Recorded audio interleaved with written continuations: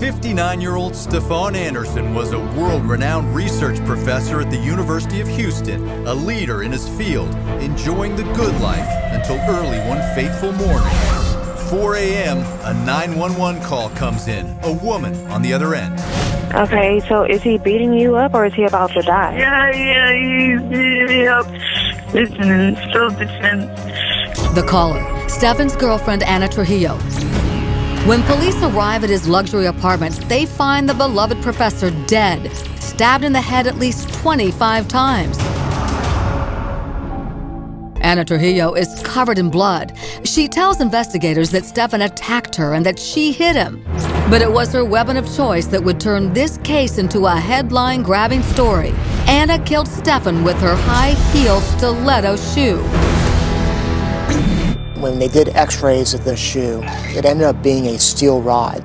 So really it was the equivalent of having an ice pick on the end of a shoe.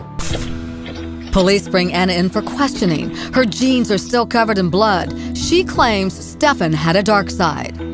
Stefan, he drinks a lot, and he just started, like, progressively getting just out of hand. And he'd get up really, like, mad, you know, like this, and infuriated. He making noises and angry, you know, and I was like, I was afraid.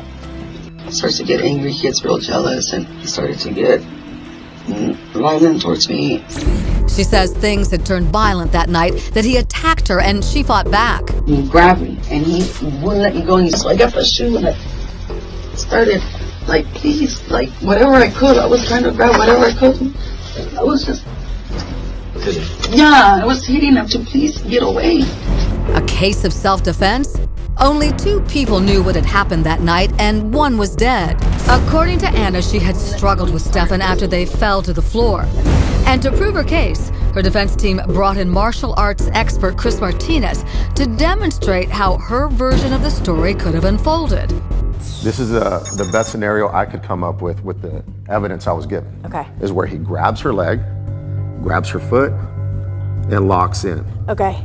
And as he turns, this is gonna make the pain happen in her leg. Yeah. He's trying to break her leg, and she's defending herself. But there were much bigger problems with Ana's story.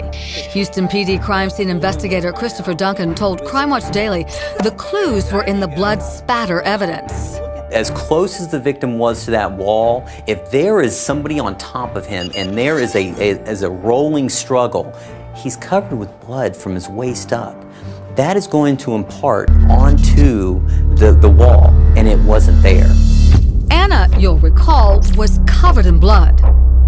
All of the blood that we tested in the apartment, on the walls, on the carpet, on all the clothing, and Ana Trujillo's shoe was all Dr. Andersson's blood.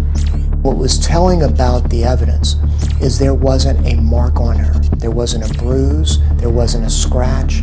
So even at the moment where he is being literally beaten to death, he refused to lay a hand on Ana Trujillo. Ana's 911 call was also filled with clues that she was lying. She doesn't call the police until after 3 a.m. And when she calls 911, she's clearly drunk. He's beating me up. She makes it a point to say it was self-defense.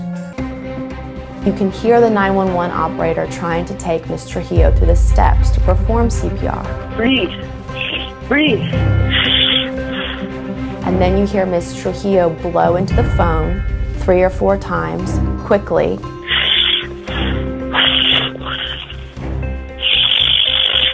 And then she stops and says, self-defense, without being questioned. Listen, self-defense. And it was at that moment that the jury saw Ana Trujillo for the fraud that she is.